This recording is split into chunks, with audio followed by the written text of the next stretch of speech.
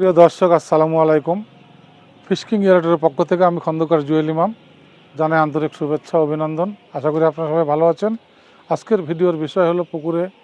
মাছ ভাসার কারণগুলো কী এবং সেখান থেকে পরিত্রাণ পাওয়ার উপায়গুলো কী। পুকুরে মাছ ভাসার মূল কারণ হলো আমাদের পুকুরের যে জৈবিক অজৈবিক পচনক্রিয়া এবং আমাদের আনইটেন ফিড এবং মাছের যে বদ্রগুলো পায়খানাগুলো এবং আমাদের বিভিন্ন অর্গানিজম পুকুরের পানিতে নিষ্কাশন হয়ে তলানিতে পড়ে অ্যামোনিয়াম প্রোটিন তৈরি হওয়া, সেখান থেকে অ্যামোনিয়াটা আস্তে আস্তে বেড়ে যাওয়া,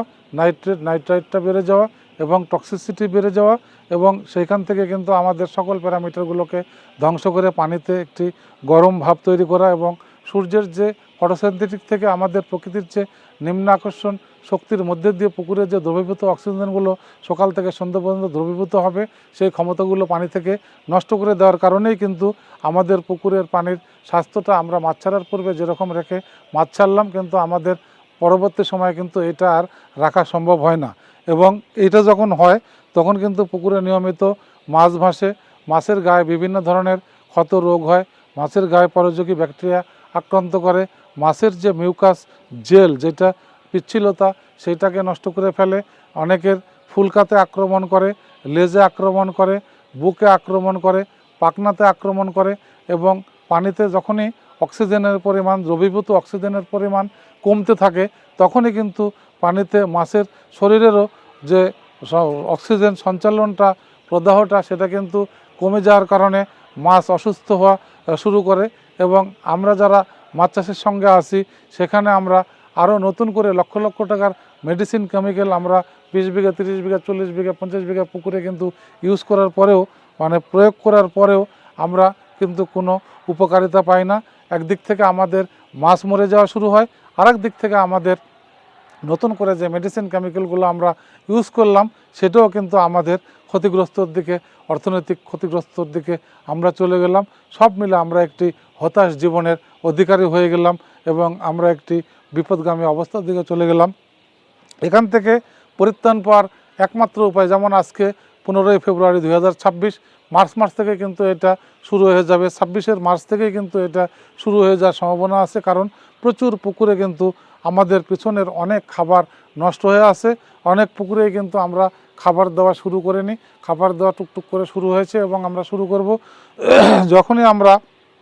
প্রচুর পরিমাণে খাবার দেওয়া শুরু করব এবং আমাদের অক্সিজেন লেভেলটা কমতে থাকবে এবং ওই পচন ক্রিয়াগুলো যখন শুরু হবে নিচের অংশে, তখন কিন্তু অক্সিজেনগুলো তারাও অনেক টেনে নিতে সহায়তা করে, যার কারণে কিন্তু পুকুরের পানিতে অনেক অক্সিজেনের শর্টেজের কারণে আমাদের প্রায় পুকুরে এই সমস্যাগুলো শুরু হয়ে যায় এবং আমরা বিচলিত হই। এটা থেকে পরিত্রাণ পাওয়ার একটি মাত্র উপায় হলো আমাদের পুকুরে মাসিক পরিচর্যা চুন লবণের ডোজ করা, আমাদের কপার সালফেট তুতে পটাশিয়াম পারম্যাঙ্গানেট, পাশাপাশিভাবে আমাদের ব্লিচিং পাউডার এবং আমাদের প্রত্যেকটি পুকুরে মাস্ট বি মাছ ছাড়ার পূর্বেই কিন্তু আমাদের টুলস হিসাবে, মাদার টুলস হিসাবে একটি এয়ারেশন এবং পুকুরের প্রকৃতি অনুযায়ী 2টি বা 3টি এয়ারেশনও আমাদের সেখানে সেট দিয়ে রাখা আমাদের প্রয়োজন। এই কারণে যে আমাদের এই সমস্যাগুলো হওয়ার আগে আমরা যদি প্রতিদিন রাত্রি 3টা থেকে সকাল 6টা পর্যন্ত আমরা ধারাবাহিক মেশিন চালাই প্রয়োজন অনুযায়ী, লাগানোর মানেই চালানো না, যদি আমরা চালাই তাহলে আমাদের এই সমস্যাগুলো থেকে আমরা অবশ্যই পরিত্রাণ পাবো এবং আমাদের পুকুরে যে নষ্ট খাবারগুলো প্রতিনিয়ত জমতে থাকবে সেটাকে প্রতিদিন সূর্যের আলোতে ঘূর্ণায়ন গতি সৃষ্টি করে নিয়ে আসবে এবং আমাদের যে জুপ্ল্যান্টন এবং ফাইটোপ্ল্যান্টন প্রচুর তৈরি হবে এবং যেটা আমাদের পুকুরের প্রচুর যখন খাবার তৈরি হবে, এই খাবারগুলো হলো আমাদের মাতৃদুগ্ধ সমতুল্য, এইটা কেউই বানাতে পারবে না। তখন আমাদের এডিশনাল খাবারের পরিমাণ অনেক কম লাগবে এবং আমরা এরেশনে চাষ করলে আমাদের কোম্পানিগুলোর যে কমিটমেন্ট আছে সেই কমিটমেন্ট অনুযায়ী আমি বিশ্বাস করি যে তার থেকেও আরও 30 থেকে 40% খাবার আমাদের কম লাগবে এবং আমরা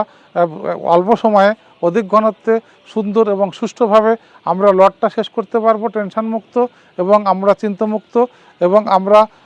কেমিক্যাল রাসায়নিক মুক্ত আমরা